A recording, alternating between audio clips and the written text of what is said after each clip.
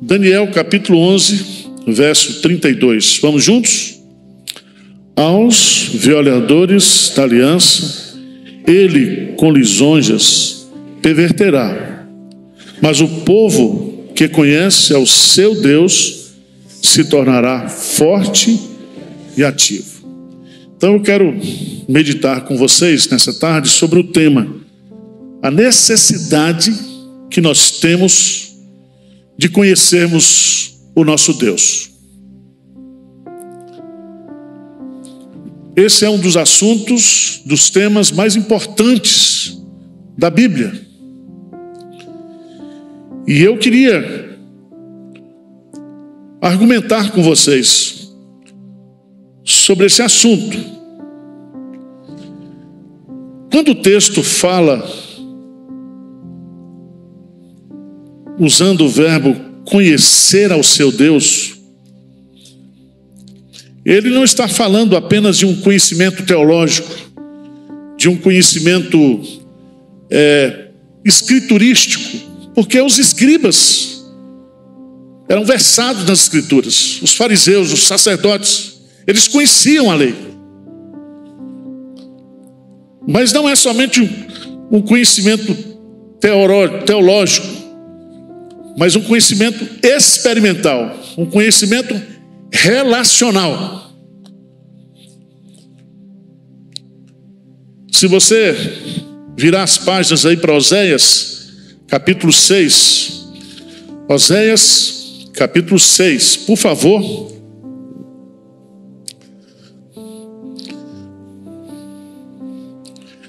Oséias, capítulo 6, no versículo 3, vamos ler juntos, bem forte, o que é que diz aí?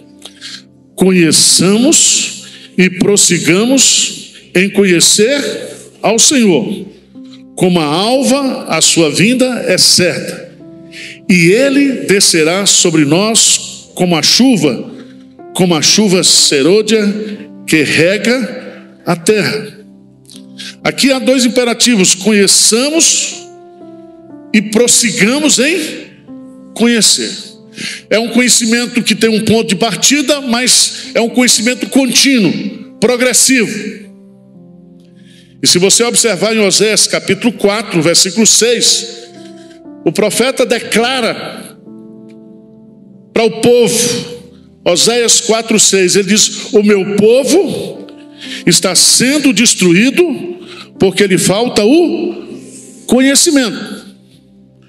Não é o conhecimento teórico, não é o conhecimento formal, é o conhecimento pessoal. É a teologia se unindo à piedade, é a fé operosa desse Deus. E aqui eu queria, em primeiro lugar, mostrar por que nós temos a necessidade de conhecermos a Deus.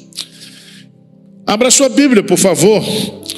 O primeiro argumento está lá no Evangelho de João, capítulo 17, versículo 3. João 17, 3. A necessidade de conhecermos a Deus. E a necessidade está, em primeiro lugar, pelo fato de que se nós não conhecermos a Deus, nós não temos o quê? A vida eterna.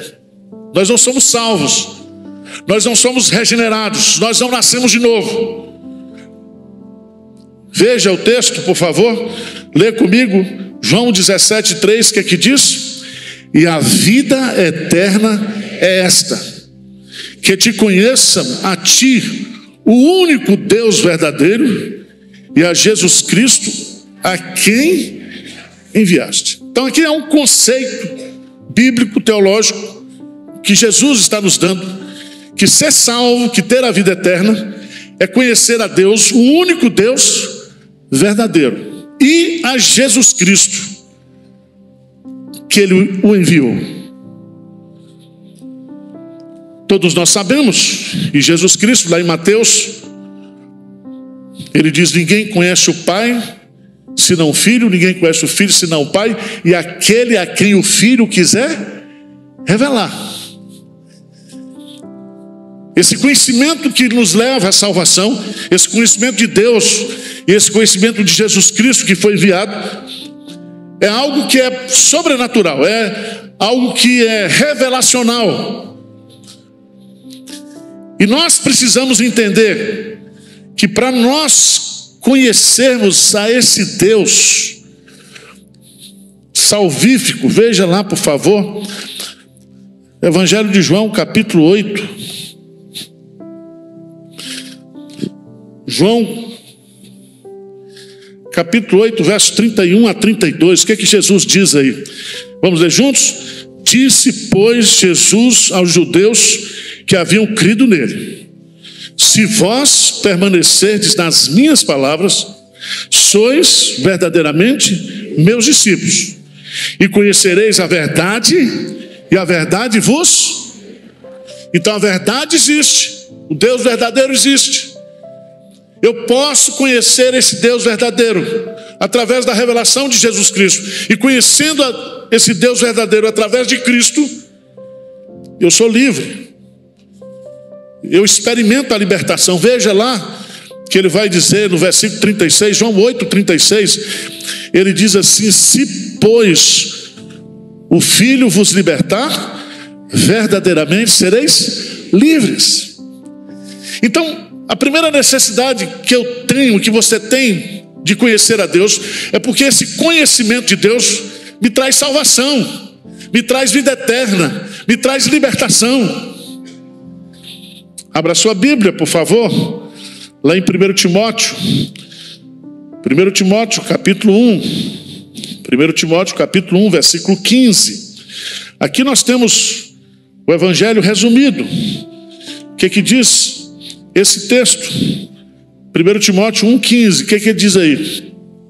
Fiel é a palavra e digna de toda aceitação, que Cristo Jesus, para salvar, dos quais eu sou o principal. Então, veja, o Evangelho, ou o conteúdo do Evangelho, ele é algo digno de toda confiança, de toda credibilidade. Ou, em outras palavras, é totalmente confiável. E nós temos que aceitar, crer no Evangelho. E qual é a essência do Evangelho? Qual é a síntese do Evangelho? Cristo, Jesus, veio ao mundo para salvar o quê? Pecadores. Olha que coisa simples. O Evangelho é uma pessoa, é Cristo Jesus. O Evangelho é uma obra. Ele veio morrer. Ele se encarnou, ele morreu em nosso lugar, ele assumiu a nossa culpa, ele pagou a nossa pena, ele expiou os nossos pecados. Mas o Evangelho também é para pecadores. Jesus diz que ele não veio para os sãos, mas veio para os doentes. Ele veio para chamar pecadores ao arrependimento. É o Evangelho para salvação. Então, eu preciso conhecer a Deus por meio de Jesus Cristo, para que eu possa ter a minha salvação, para que eu possa ter a vida eterna. E esse conhecimento, claro, esse conhecimento vai trazer um reconhecimento, um autoconhecimento, porque Paulo diz, dos quais eu sou o principal.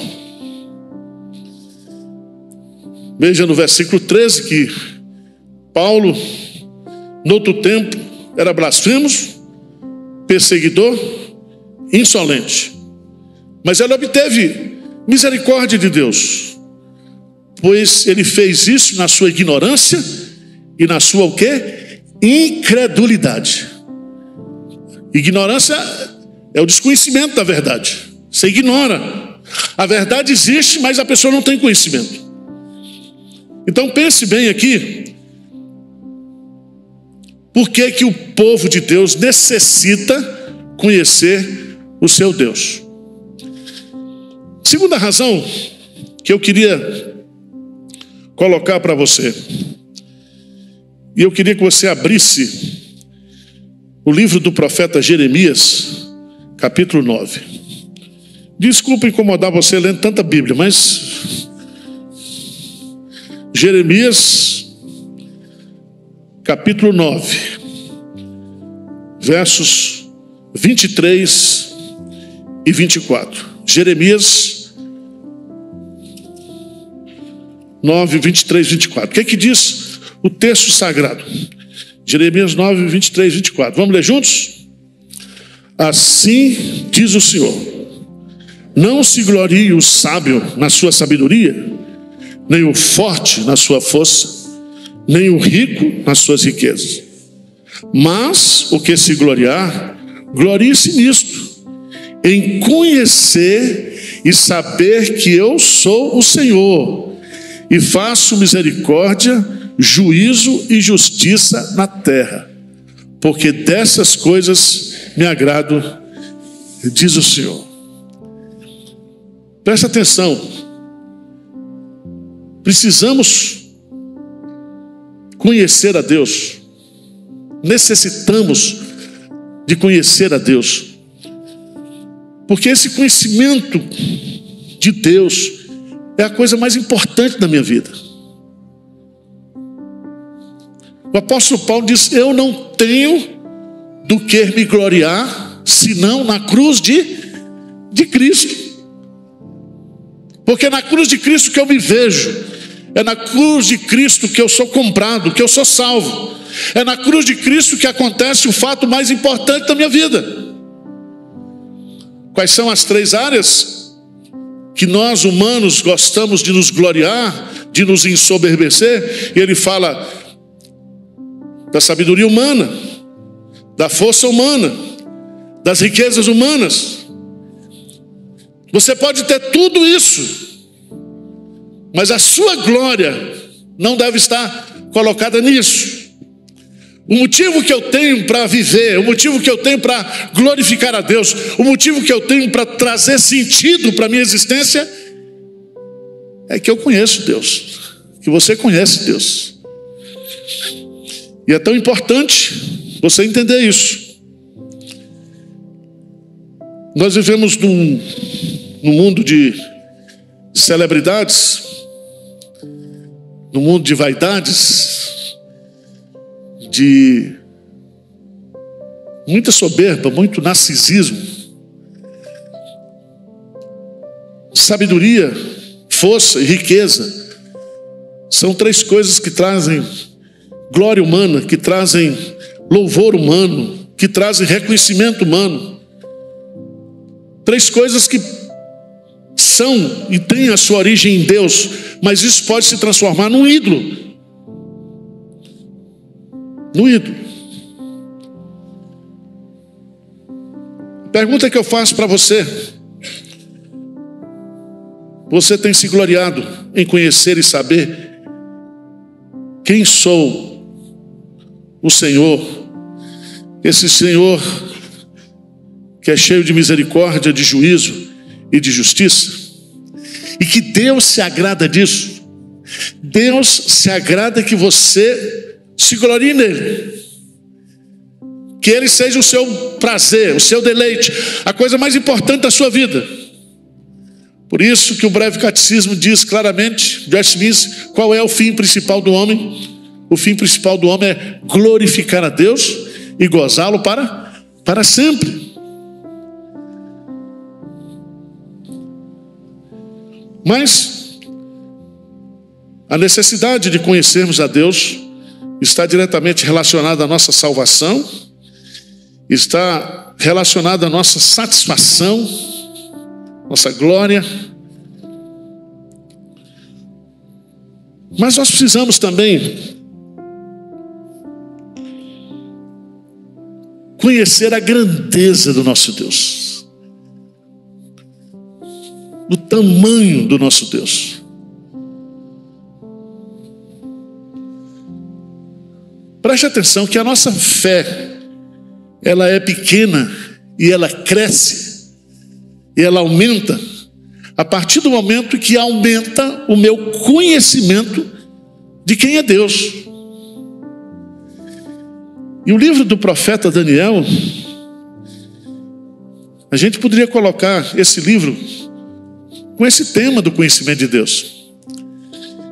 É um livro que está dividido em duas partes. Você pode observar aí, livro do profeta Daniel. A gente gosta sempre da primeira parte, porque é o período do exílio, que vai de 1 a 6, onde conta a manifestação de Deus durante a vida de Daniel e durante a vida dos imperadores. Dos versos 7, do capítulo 7 ao capítulo 12, são profecias que revelam também os planos de Deus, os projetos de Deus. Mas eu queria que você entendesse, veja aí, por favor, em Daniel capítulo 2, vamos ler bem forte, versos 20 e 21, vamos lá? O que diz aí? Disse Daniel: seja bendito o nome de Deus, de eternidade a eternidade, porque dele é a sabedoria e o poder. É ele quem muda o tempo e as estações, remove reis e estabelece reis. Ele dá sabedoria aos sábios e entendimento aos inteligentes. Ele revela o profundo e o escondido. Conhece o que está em trevas e com ele mora a luz.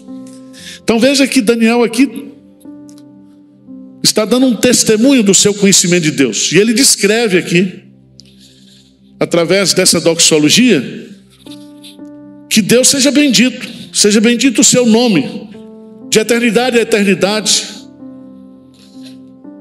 porque dele procede todo o conhecimento, toda a sabedoria, e ele é soberano em controlar as estações. E ele é soberano porque toda a autoridade humana procede dele. Ele é quem governa tudo e a todos. Vocês sabem que Nabucodonosor, depois tomado por um espírito ególatra de soberba, foi acometido de uma doença que os psiquiatras chamariam de síndrome de lobisomem. Você lembra de Saramandaia? Depois da meia-noite, o cara virava lobisomem, o professor. Ele foi tomado pela soberba, e Deus mandou uma doença para ele, uma loucura. E ele foi morar no mato, como bicho. Como bicho. Cresceu as unhas, cresceu o pelo. Veja no capítulo 4 a loucura de Nabucodonosor. Está aí, claro. Mas é impressionante. É que nessa loucura, versos 34 e 35. Vamos ler juntos, bem forte. Daniel 4, 34 e 35.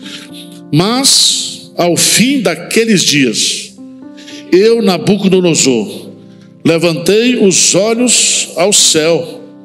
Tornou-me a vir o entendimento, e eu bendisse o Altíssimo, e louvei e glorifiquei o que vive para sempre, cujo domínio é sempre eterno, e cujo reino é de geração em geração. Todos os moradores da terra são por ele reputados em nada, e segundo a sua vontade ele opera com o exército do céu e os moradores da terra. Não há quem lhe possa deter a mão, nem lhe dizer: que fazes? Nabucodonosor foi curado da sua loucura. E ao ser curado, ele tem conhecimento de quem é Deus, da grandeza desse Deus, que o seu império, que o seu governo era insignificante diante da soberania de Deus, da grandeza de Deus.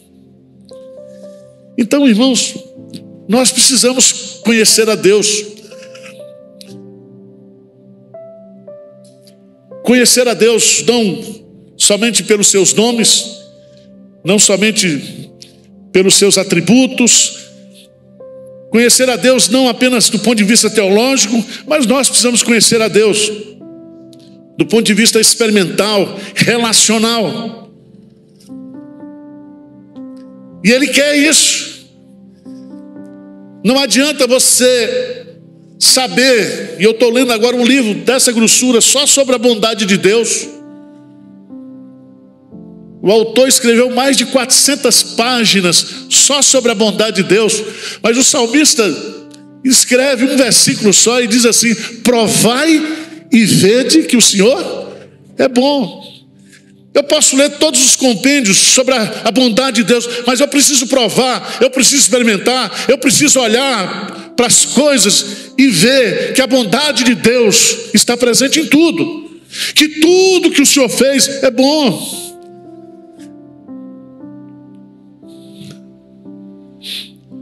Mas, irmãos, o texto de Daniel, ele vai colocar aqui, Daniel capítulo 11, uma consequência positiva. Ele resume aqui: o povo que conhece ao seu Deus se tornará forte e ativo. O que significa isso? Eu vejo duas coisas aqui, bem fortes, na etimologia dessas palavras. É que nós, como povo de Deus, somos fracos, mas o nosso Deus é forte. Mas Ele, quando eu me relaciono com Ele, quando eu o conheço, Ele tem o poder de derramar a sua força na minha fraqueza. Vamos pegar o exemplo de Isaías capítulo 40. Isaías capítulo 40. O povo de Deus está sendo consolado. E lá em Isaías capítulo 40, no versículo 27, o povo de Deus está traumatizado, o povo de Deus está machucado, o povo de Deus está ferido. O povo de Deus está vindo e virá do cativeiro babilônico, 70 anos. E veja no versículo 27, porque dizes, ó Jacó, e falas, ó Israel, o meu caminho está encoberto ao Senhor, e o meu direito passa despercebido ao meu Deus. Em outras palavras, a minha vida, a nossa vida está fora do controle de Deus. Parece que Deus não se importa com o que está acontecendo comigo. E todos nós sabemos que o cativeiro babilônico foi profetizado. Deus esclareceu isso para o povo. Mas o povo está ferido, está machucado. Sabe como Deus vai resolver? Vamos ler juntos o versículo 28, bem forte. O que diz? Não sabes, não ouvistes, que o eterno Deus, o Senhor, o Criador dos fins da terra, nem se cansa, nem se fatiga? Não se pode esquadrinhar o seu entendimento. Preste atenção. Vocês ignoram, vocês não dão ouvido à revelação de quem eu sou. Eu sou o Senhor, o eterno Deus. E ele vai usar aqui a expressão Yahvé, a expressão Elohim. Ele vai falar que Ele não somente é o nosso Criador, mas o nosso Redentor e o nosso Provedor. E ele vai dizer no versículo 29, o que ele diz? Faz forte ao cansado e multiplica as forças ao que não tem nenhum. Os jovens se cansam, se fatigam, os moços se exaustam, mas os que esperam no Senhor renovam as suas forças, sobem com asas como águias, correm e não se cansam, caminham e não se fatigam. Quando eu conheço o Deus que eu tenho, o Deus que é o seu Deus, esse conhecimento vai fazer com que a força dele seja derramada sobre a minha fraqueza. Por isso que Paulo diz: tudo posso naquele que, quando estou fraco, aí que eu estou forte. Porque eu dependo de Deus, eu dependo da graça de Deus. O salmista, no Salmo 29, depois de descrever o poder de Deus, a voz de Deus na tempestade, veja lá, no versículo 11 do Salmo 29, ele diz assim: o Senhor dá força ao seu, o Senhor abençoa com paz ao seu povo. Então, gente, o povo que conhece o seu Deus será um povo o quê? Forte. Forte. Significa que esse conhecimento e esse prosseguir do conhecimento de Deus vai fazendo com que a força dele seja derramada sobre a minha vida e sobre a sua vida. Mas diz Daniel que será forte e ativo. Forte e ativo. Meus irmãos, abra a sua Bíblia lá em Hebreus, capítulo 11. Hebreus, capítulo 11. Nós temos aqui a galeria dos heróis da fé. E esse capítulo foi escrito justamente para encorajar o povo. E é muito bonito quando você entende o propósito das Escrituras Sagradas. O propósito do escritor ao usar aqui os heróis da fé. Eu queria que você ficasse de pé e lesse comigo Hebreus, capítulo 11, versos 32 a 34. Desculpa. 32 a 40. Vamos declarar bem forte o que está aqui. Hebreus 11, 32 a 40. O que diz? E que mais direis? Certamente me faltará o tempo necessário para referir o que há a respeito de Gideão, de Baraque, de Sansão, de Jefté, de Davi, de Samuel e dos profetas, os quais, por meio da fé, subjugaram reinos, praticaram a justiça, obtiveram promessas, fecharam a boca de leões, extinguiram a violência do fogo, escaparam ao fio da espada, na fraqueza tiraram força, fizeram-se poderosos em guerra, puseram em fuga exércitos estrangeiros, mulheres receberam pela ressurreição os seus mortos, alguns foram torturados, não aceitando o seu resgate, para obterem superior ressurreição. Outros, por sua vez, passaram pela prova de escárnios e açoites, sim, até de algemas e prisões, foram apedrejados, provados, cerrados pelo meio, mortos a fio de espada, andaram peregrinos vestidos de peles de ovelhas e de cabras, necessitados, afligidos, maltratados, homens dos quais o mundo não era digno, errante pelos desertos, pelos montes, pelas covas, pelos antros da terra. Ora, todos esses que obtiveram bom testemunho por sua fé, não obtiveram, contudo, a concretização da promessa, por haver Deus provido coisa superior a nosso respeito, para que eles, sem nós, não fossem aperfeiçoados. Preste atenção, nós precisamos conhecer a Deus para experimentar a manifestação do seu poder na nossa vida. Os milagres de Deus.